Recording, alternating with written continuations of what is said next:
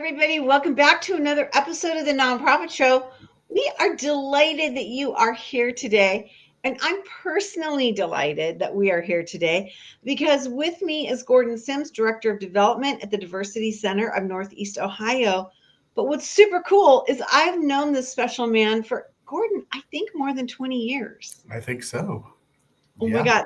I think I'm 20 years old, so I'm horrified to report that maybe that's not the case. But one of my favorite people, I was thinking today in preparation of this show that you and I attended some amazing fundraising trainings from the great Terry Axelrod at different points in the country for an organization I served on the board.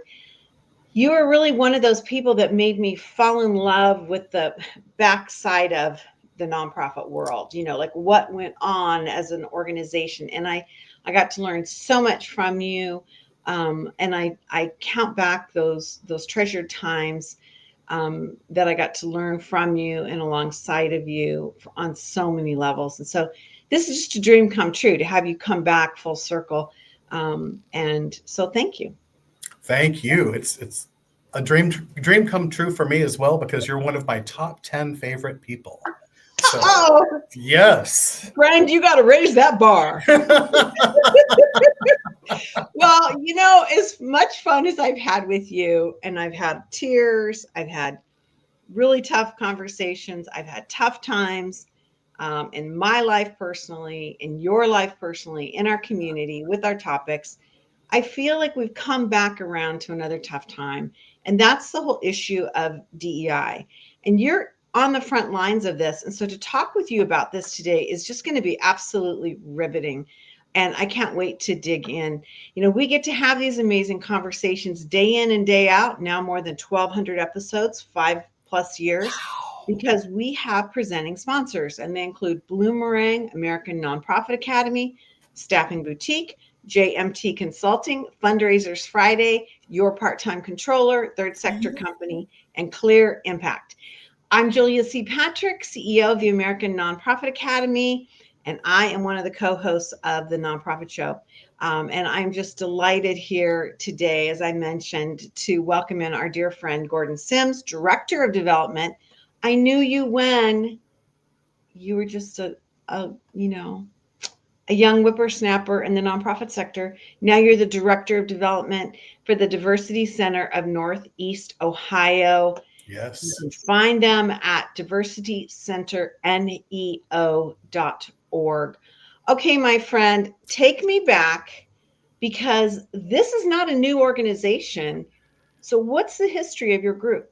No, and it's really beautiful because I love organizations that have a history. And I had lived in Arizona for almost 32 years. And I remember organizations that were 25 years old were good, long-lasting organizations in the Valley. And so when I was seeking employment here in Northeastern Ohio, I found the Diversity Center of Northeast Ohio. And when I started to do research just to read about their history, I was fascinated that we're just 3 years away from our 100th birthday. For 97 years, this organization, founded in 1927, organized, it was the National Conference of Christians and Jews, and they organized because of hate and to fight the forces they called of violence and exclusion. And so we've been around for 97 years doing this work. And like we talked about earlier, we've had this conversation almost generationally. And so it's a great organization. And I feel like I had to walk around Jericho, as they say, 7 times, nurturing my patience and excitement to have this opportunity. It's so fascinating. So I'm going to pull in some, you and I didn't know this until we started chatting. My grandfather, Patrick, was on the national board of NCCJ in the 60s, 70s. Wow.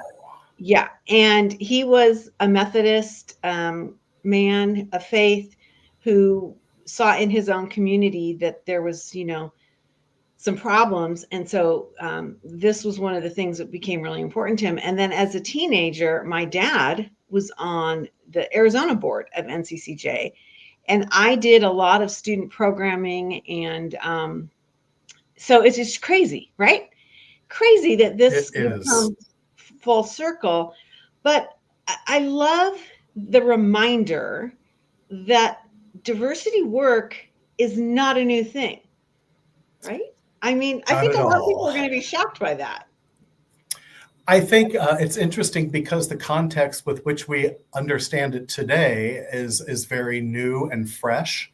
But I remember hearing about campaigns about the Irish being treated poorly in the United States when they came across on the boat, and Italians and the Japanese. And so, and it isn't just about that, but you know, diversity is about thinking and about where we come from. And it's also about the families that we grow up in. I grew up in a little town small town in Ohio of 15,000 people that was called a German Catholic town.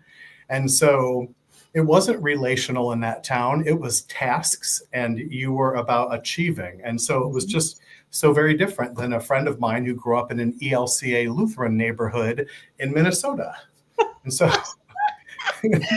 Yeah, it's really interesting. You know, I think it boils down to the other, right? Do we have fear or mistrust, or do we embrace the other? And whatever the other is different, you know? And I think it's something that we need to educate ourselves about. We can so quickly fall into the other, right? And the distrust. And so I got to go to this next question that I've got, and that's when we reframe DEI. How do we do this? Or how are you going to do this with your organization, given that it's kind of become a dirty word, right? And there's so many big organizations that are saying, we're closing this down. We're not going to do this. Not that the problems have been solved, but that they've been sold that it's controversial, right? Stepping away from it. How do you see us doing this without saying DEI is bad? I think that message, first, I like to look at who is saying DEI is bad and where it's coming from. I always consider the source of the message, because there are sources that I will hear a message and need to check right away. And then there are other sources that I hear and think it's not worth checking. But because of how it has become so weaponized in certain circles, what I think is beautiful is I've looked at some core insights from a research organization that has been polling people since the beginning of the year. And I love this idea about words matter. And so when we're talking about DEIB, let's talk about it using the full words: diversity, equity, inclusion, and belonging. The other part of it, too, is we're still a country that talks about the American dream. And if you talked about the American dream 50 or 60 years ago, it was very different than it is today. And the United States is far more diverse than it was just 60 years ago. And so there's a really great way of talking about diversity, equity, inclusion, and belonging in regards to doing trainings, not necessarily for the awareness of those issues, but also if you're working with young people, it's also a great element to workforce development and helping people understand that when you go to work, you're going to be working with people who don't look like you, who don't think like you, who don't have the same faith or faith at all. And so it's looking where the messages are coming from, and then seeing, how we can combat it. Another thing that I just love is that it really doesn't have to be about social justice. It's really just about acceptance and embracing people for who they are. Just because somebody says diversity doesn't mean then that we're going to start talking about reparations and things like that, But a lot of people jump from that A to that Z square so quickly. Well, and diversity means different things to different people. I was talking to you about this in the green room. I'm in my early 60s. And for me, diversity was gender related, because I didn't get job opportunities certainly did not get equal pay opportunities because of my gender. And at the time, we were instructed to use our initials on our resumes and job applications because we wanted to kind of take the guesswork out of like the pile, girls versus boys, right? Oh, those girls are those resumes are gonna go in that pile. And maybe if we have an opening, they'll go, in the secretarial pool, right?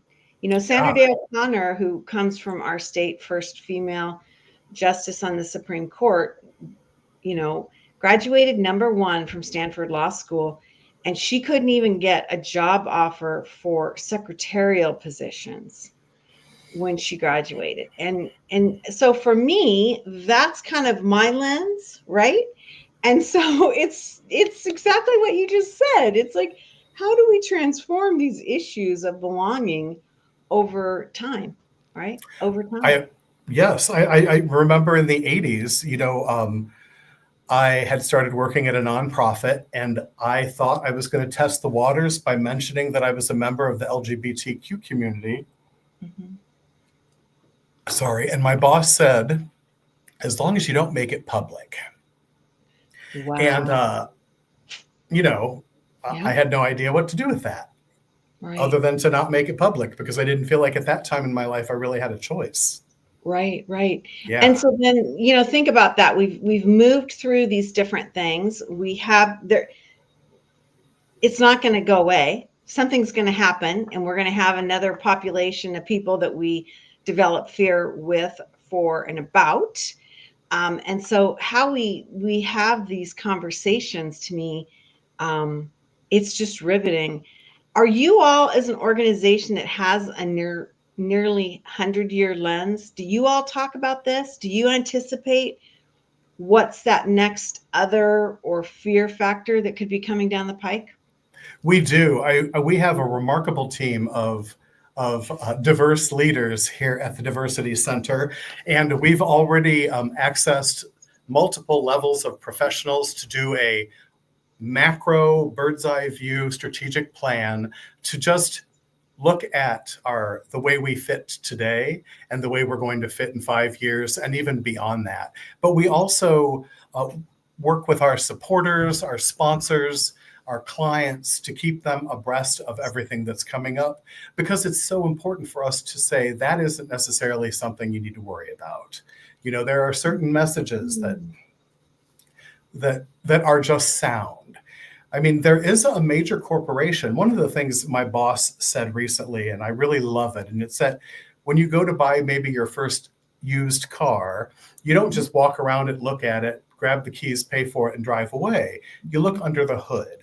And so there's a major American corporation that stated that they were ending their DEIB practices. Mm-hmm. But then they sent out an internal memo to all of their employees to talk about the fact that although they're not reaching out with any new programs in those arenas, the things that are already in place are working, because they're showing people are more satisfied in their jobs. Mm-hmm. They are finding themselves staying in their jobs longer. They're having less problems with supply chain, because the people that they access with supply chain now represent the people that work at the company. The people at the company represent the people in their community.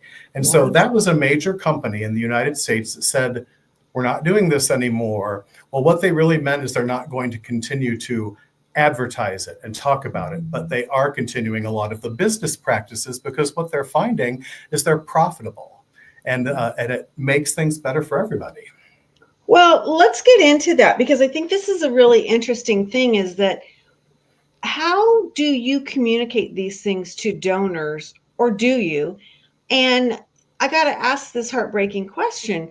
Are donors like reacting to this message that's coming out and saying, yeah, we don't need to support you, because if these major American corporations are pulling back, we'll give to another organization because we've solved the problem, or we don't have a problem.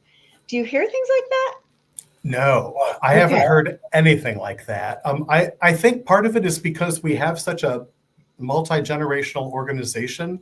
One of the other beauties is the generations that continue their philanthropy with this organization, and where we're settled. I mean, Cleveland, Ohio is such a diverse and amazing place, and the people who live here reflect that.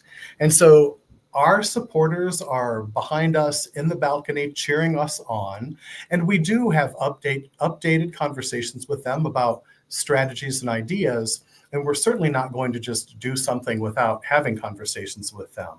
And so we do talk about how we may change messaging, or how we might alter one of our approaches working in public schools, things that we might do just to make sure that our staff are also protected and doing something that they can feel proud of and not have to worry about looking over their shoulders when they're done. Mm-hmm. Well, it's got to be really fascinating when you go out into your community, or even with maybe newer donors, and you explain or educate them on the trajectory of your organization and how old it is. Yes. I mean, I find that to be absolutely fascinating, because most people would think this is a new concept, as we were talking about earlier, and not thinking, wow, no, these are problems all along. It's just been different groups of people. Yes. You know, it's absolutely fascinating. And like I said, somewhat heartbreaking. How are you going to connect to your donors with your work in 2025? Like, given that we are, I believe, starting a period of change in time because of this change in our administration, are you thinking about different avenues or different ways to communicate? What does that crystal ball look like for you? It takes me back to when we first met. There was that fundraising mentor, founder that we used to visit for trainings, used to talk about free feel-good experiences for supporters. And so because we work with students in schools, and we work with educators, and we also work with corporate groups and individuals, we're going to set up some opportunities for our supporters to come and see what we do, to come and see how it works. And, because there is still kind of that lingering question in the back of some people's minds, are they teaching critical race theory to these kindergartners? And of course we're not. But transparency is a really important part of our work. And so we want people to see what we're doing. We have no secrets. The only thing we might have are smoke and mirrors to make me look like I'm still in my 30s, but it has nothing to do with our work. Well, we got to have that, my friend. That's like it for sure. Definitely. Well, it's really interesting because, I think you're talking about Terry Axelrod raising more money that then became Benavon. And absolutely. When we can witness our mission in practice, and we can bring people to our campuses or see our programming, it's so powerful. But we're still coming out of a pandemic where I think there's still people that are reticent to go out. It's taking the tour and getting people uncomfortable is somewhat of a challenge. And so this is a fascinating thing. I love that you all are leaning into this. It's important to do. And another thing that I love is that we have an event. It's our Humanitarian Award event that happens every year. This last year, we hosted our 70th. And we honor people in the community who celebrate diversity through their roles in their work or places of worship or their schools. And so we're going to just make that bigger and better every year until our 100th anniversary, because celebrating like that, I mean, just in November, we had over 800 people in a room celebrating what we do. And I remember at other markets, getting 300 people in a room was challenging, especially after the pandemic. And so the messages are strong and clear that we put out, and our supporters, as far as I know right now, are cheering us on and celebrating that we're moving forward with this. Now, let's talk about that next generation of supporters, from millennials to Gen Z. We're all talking about this, and we're in the middle of it, this huge transference of wealth from, the baby boomers on down to these next generations, new potential donors that might not support the same issues that their families did, their parents or their grandparents specifically. How do you see this playing out with new and younger donors? Do you see a different way to communicate with them, that they have different issues, that they're more engaged? What does that ecosystem look like? You know, it's fascinating just reading about the younger generations of donors, because what I love about them is they want to see something actually completed or finished. They want to see a mission accomplished. Let's move on to the next thing. And so with this work, I think a lot of them are part of we just had a student intern here who was the smartest 17-year-old human being I've ever met, will run the world in the next 5 years.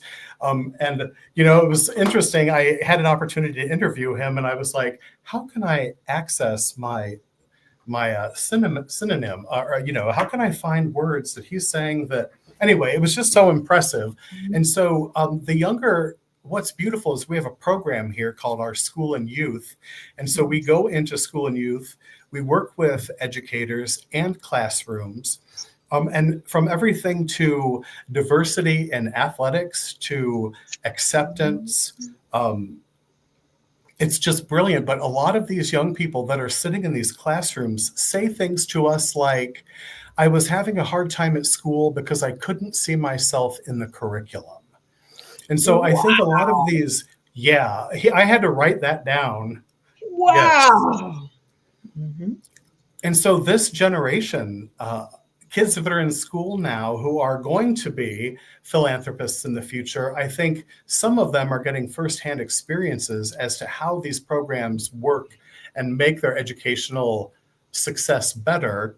Mm-hmm. And then young people who haven't experienced these things hopefully know some of these kids, but we also have programs that are called shift consulting. And that is we go in and work with like C-suites of corporations, management teams. And then we also do lead diversity, which is kind of like Valley Leadership, where you have a year cohort and you go through monthly exercises and projects together. And so I think that what we do is relevant and will continue to be relevant. We update the language and we make sure that it is as relevant as possible. And so I think the younger generations are going to see that as us kind of building the bridge or walking across the bridge as we build it, because we're doing these trainings in motion in people's lives. Makes a big difference in how they address everybody, and they live, and it translates to families and friendships and all aspects of their lives. Yeah, I think absolutely. That'll be appealing.